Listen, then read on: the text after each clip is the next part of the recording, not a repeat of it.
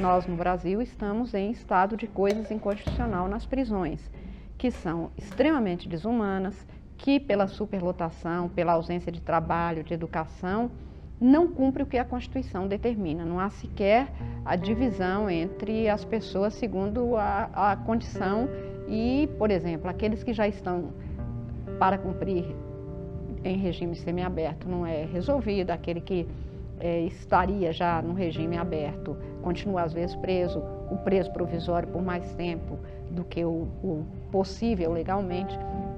Então, o Supremo determinou que o Conselho Nacional de Justiça tomasse as providências necessárias. O Brasil tem a quarta maior população carcerária do mundo.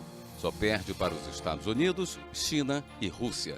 São mais de 650 mil presos submetidos aos mais diversos regimes. Desse total, 66% já foram condenados e 34% são presos provisórios. As condições degradantes das penitenciárias e a superlotação são problemas que alimentam um ciclo de violência que pode ser agravado pela falta de trabalho e de oportunidades ao preso e ao egresso. Para garantir o cumprimento da lei e reverter a crise, as ações nesta área têm sido pautas prioritárias do Conselho Nacional de Justiça e do Supremo Tribunal Federal. Não dá para pensar em execução penal sem pensar no dia seguinte. Não dá para pensar em responder ao crime sem também ter políticas que deem alternativas para depois que a pena foi cumprida, esse indivíduo seja reinserido na sociedade, que ele tenha oportunidade. A pessoa que saiu de uma condenação, ela já vem para a sociedade com uma marca e ela já vai esbarrar naturalmente com preconceito e com desconfiança. Ela vai ter mais dificuldade de se inserir socialmente. É preciso que a gente tenha uma política pública que ajude a romper essa barreira do preconceito, porque a gente não tem alternativa. Nós precisamos socializar.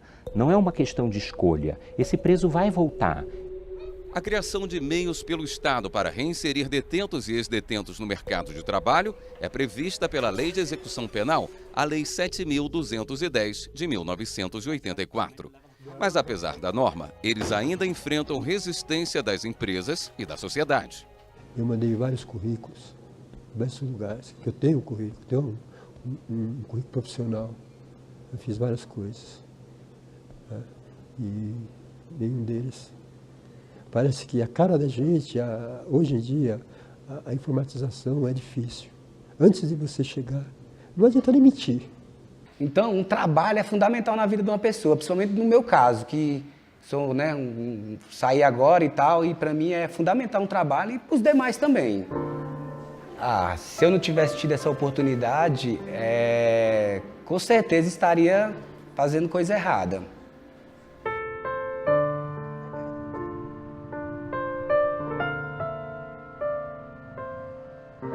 As pessoas têm que ter uma oportunidade de se recuperar, não é?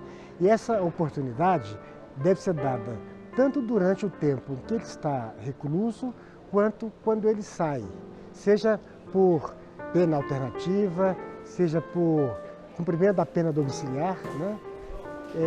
O semiaberto, porque se ela tendo essa oportunidade, ela vai, com certeza, repensar a sua vida. Porque ou é isso, ou ela vai desbarrar mesmo nas redes da criminalidade, não é? Então é possível sim, e não acreditar nisso é não acreditar no ser humano, na capacidade, né, do ser humano de mudanças. E as pessoas erram sim, todos nós erramos. Precisamos ter uma segunda oportunidade. Nós temos um problema muito grave. O crime é um fenômeno cultural. E a nossa cultura é uma cultura de aprisionamento. Ou seja, nós temos a cultura da prisão. Embora a gente tenha audiência de custódia que vem trazendo um número maior de solturas de presos em flagrante, mesmo assim a gente ainda tem um grande número de presos provisórios no Brasil. Pessoas que nunca foram condenadas e nunca serão condenadas. E isso é um problema muito grave para a ressocialização, porque acaba gerando a revolta, acaba criando uma série de problemas. É um direito do preso, daquele que sofreu uma punição privativa de liberdade por decisão judicial, saber que aquela é uma passagem, que o erro que ele cometeu vai ser pago pela forma determinada pelo juiz, mas que ele é muito maior do que o seu erro. Ou seja, aquilo que é o débito que ele tem com a sociedade será cumprido e, na sequência, ele volta à vida normal. Esse é o direito constitucional que ele tem e esta é a falha da nossa sociedade e do Estado brasileiro, que não dá a ele condições de retornar na situação prevista legalmente. Que é isto, a pessoa cai, paga por isso, levanta e continua a vida.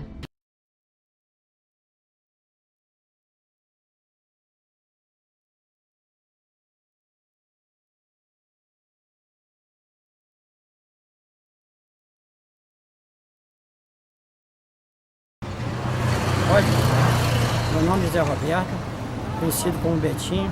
Já fui preso 2 vezes, mas na segunda vez eu saí, tive a oportunidade, peguei essa oportunidade, segurei e trabalhando na prefeitura.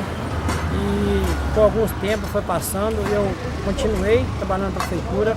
Hoje eu sou coordenador do externo, que é o serviço externo do presídio, e mas presto serviço da prefeitura. Agradeço muito a Deus de ter uma pessoa que me ajudou muito, que é conhecido como Fernando, tem apelido de Fernando Ruela. Ele sempre me deu apoio, apoiou na minha conquista, na minha conquista, na minha força que Deus me deu para continuar no lugar que eu estou hoje. Aí o Fernando saiu, eu continuei trabalhando com o Juninho, que hoje que chama Juninho, tem apelido de Juninho Gordura, também me confiou na minha liberdade, na minha possibilidade que eu podia ser. E hoje eu sou coordenador do pessoal do externo. Aqui trabalho com 20 até 30 presos na rua, eu coordenando o trabalho, e todos me respeitam, e todos me têm aqui, não tem como carregar, tem como amigo, às vezes precisa de alguma coisa, eu estou ali para ajudar, estou sempre ali para ajudar as pessoas que precisam de ajuda e para ajudar aqueles também que querem mudar de vida como eu mudei.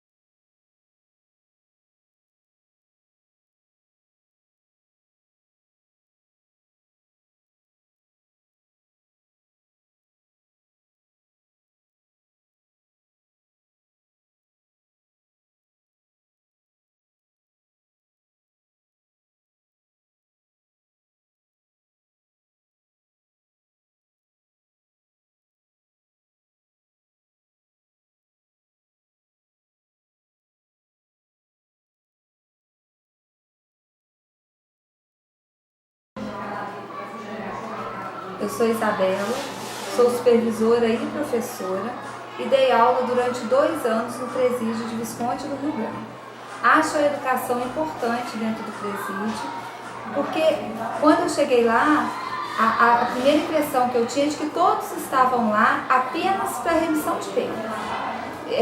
Estudavam para ganhar aquele um dia. Com o tempo eu fui vendo que se eu tivesse boa vontade de ensinar, se eu me entregasse realmente ao estudo, ao incentivo por eles, eles também tinham interesse em aprender e eles gostavam de estar ali e faziam as atividades com boa vontade, ficavam contentes quando acertavam, tinham interesse em conhecer coisas novas. Eu me lembro de um aluno que eu vivia falando com ele, que ele saísse dali, ele desse continuidade, porque ele seria um excelente professor de história. Às vezes ele me questionava assuntos que eu tinha dificuldade em responder por eu não ser professora de história. Eu tinha que chegar em casa, pesquisar, para no outro dia estar informando de tanto interesse que ele tinha. Mas o que acontece? Quando sai, eles não conseguem dar continuidade. O lado ruim do mundo, o lado difícil, acaba sendo mais atrativo. Eles tinham que ter realmente um acompanhamento psicológico para que aquilo que eles vivem lá dentro na sala de aula, eles conseguissem dar continuidade do lado de fora.